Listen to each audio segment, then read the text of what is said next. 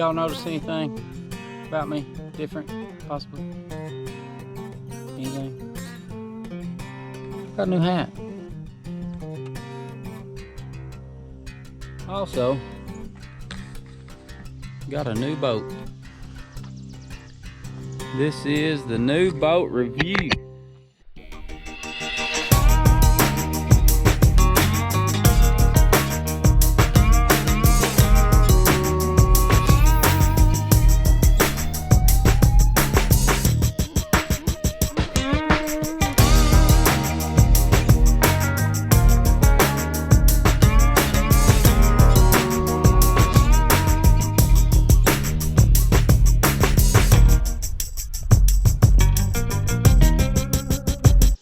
And this is it. Your little Walkaround. Big Merc 225. This motor has 160 hours on it. Single axle trailer with an oil-filled hub. All the steps. Got the skid guards on them so you don't break your neck. I'm a major sucker for wood grain anything, so the dash has the wood grain. I did just get off the water, so got my rods up here. If there's absolutely one thing that I don't particularly like about this boat, it is this trolling motor. It's just a turd, honestly. It does work, it runs, but the first upgrade that will be getting on this boat is an iPilot trolling motor. That'll be done in the next little bit, so just stay tuned for boat upgrades at this point.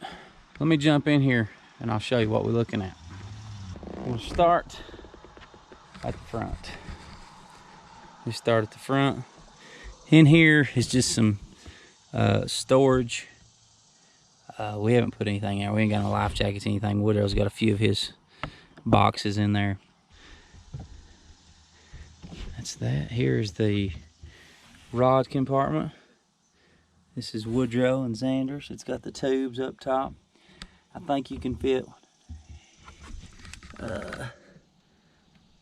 it's for 10 rods, but if you did rod sleeves and doubled it up, you could get 20 in there easy, no problem.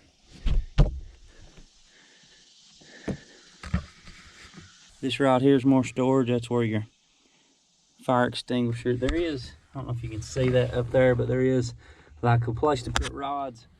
That one is a whole lot shorter than the other one, so about the max rod you can fit in there is about a 6.5 footer. So I use 7.5 foot mostly. 7.5 is what I use. So these rods won't fit in there. That's why they're up here. Moving on back. Got your seats. Now this one, that is for the middle compartment. It flips down for step. So you can step up there, get on it. That way you don't step it on your seats. So you've got two big, these are big, deep, big boy seats. And when you got big boys on your boat, you need big boy seats. Something else that I like about this boat, it's got a footrest here to protect your gel coat. Here, the butts of your rods will go in there and lay along this other skid plate, and you've got a rod buckle. Pull that out, secure them down. That's how I brought everything. You got your oh Lord handle there when you're about to tip. Now I've always used a tackle bag on our boat. Just that's just how I done it. I used a tackle bag. When we got the new boat, I wanted to do away with the tackle bag to get stuff out from amongst my feet where I don't trip and fall in. So I've put all of my boxes in here. This has got my crankbaits, my worms, terminal, everything, scissors, a few odds and ends. The Ned rig box, come on now. Now in our old boat, the cooler was in front of the dash. On this boat, this is the cooler. It is a whole lot smaller than our other cooler, and Woodrow's probably gonna cry when we go to Florida because He's the snack man, just let me tell you. So he's cut his cooler in half. I don't know how he feels about that, but anyway. Lot smaller cooler. Moving right along to the other is just another dry storage I've got. I've got some boat cleaning supplies. I've got the emergency toolkit there, and a few, that's my black light and my headlight. Everything in here was so clean. This is your live well system. It's got 2 live wells with a divider. Put your big fish in one, small fish on the other. And they do open independently if you need them to.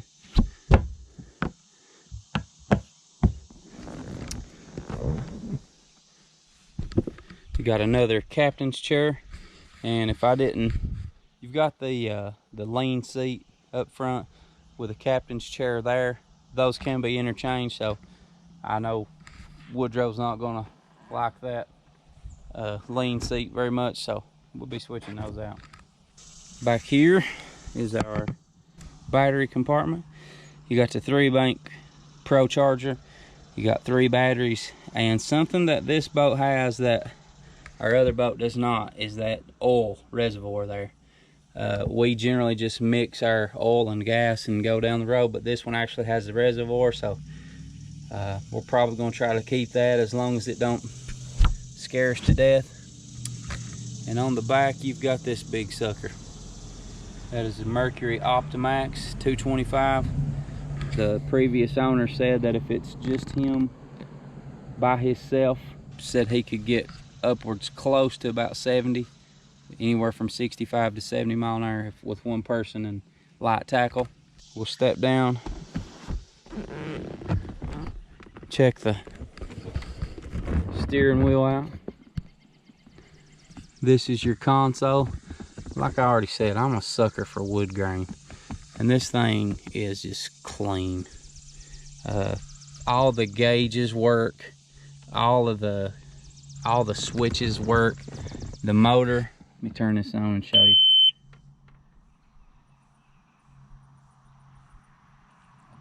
Well, we've tried it out. That 162 that just popped up there, that's how many hours that this motor has on it, and that is ridiculous. We got the Lowrance, it came on it. We got Garmin's. This is just a little cover for it. Everything works. I absolutely love this boat. I don't particularly like the trolling motor, but I am going to upgrade it to the iPilot trolling motor system with the GPS marking and all that, so that's an upgrade that's going to come pretty quick. Something else that we have is right here on the deck, on this side and the other side, we've got blacklight jacks that we're going to install. I'm also going to recess the trolling motor pedal, and on the back I've got to drill yet another hole somewhere here to put the charging plug, because I don't want to have to lift that up every time I need to charge it. But this trailer, I mean, it's immaculate. I called our local Ranger dealer and had them price a brand new aluminum Ranger boat, 19.5-foot aluminum Ranger, with power poles installed on that boat. It was going to be $44,000, and I was going to bite the bullet and just start out with a new boat. And we found this one and went and seen it. Drove about 4 hours to look at it, and it is immaculate. The gel coat is basically the shine over the fiberglass.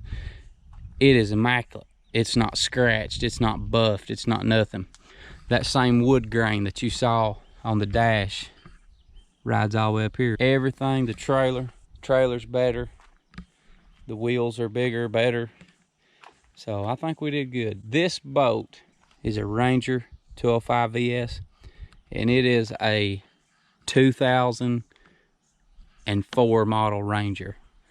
but it looks showroom floor. We got it off of a gentleman. Him and his son bought it together, and his son, I think, had a massive heart attack during the night and died in his sleep, and he just quit using it and stored it in the garage. I hate that happened, but we did get an amazing deal on this boat. So rather than paying the $44,000 for the absolutely new one, we found this one for $16,500. That's what we gave for it. And it is sharp. Just everything on it is just clean.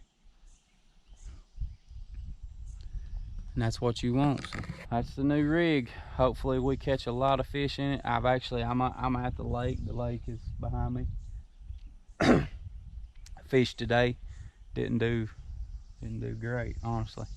I did have a special guest, so you'll see that probably in the next video coming out, but I just wanted to show everybody the new boat and let everybody know what it looked like.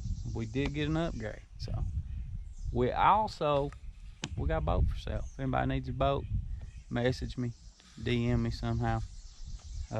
Our old blue boat that you all saw me run Norris with, fish out of it. I fished off that boat for years now, and it's as solid as a boat as you can find. But I do need a name for this boat. I'm gonna let y'all help me name this. What should me and Woodrow name this boat? My kayak already has a name. It's the Fat Chick Factory. So I need a name for this boat. So I'm gonna let you all help me name it. And the best suggestion, leave it in the comments. The best name for this boat, leave it in the comments. And the best one, me and Woodrow will christen it, buy us a bottle of wine, and bust it on the back like Vikings used to do, and it'll be the SS, whatever you all choose. But we gone. She pretty. That is a pretty vessel. We gone.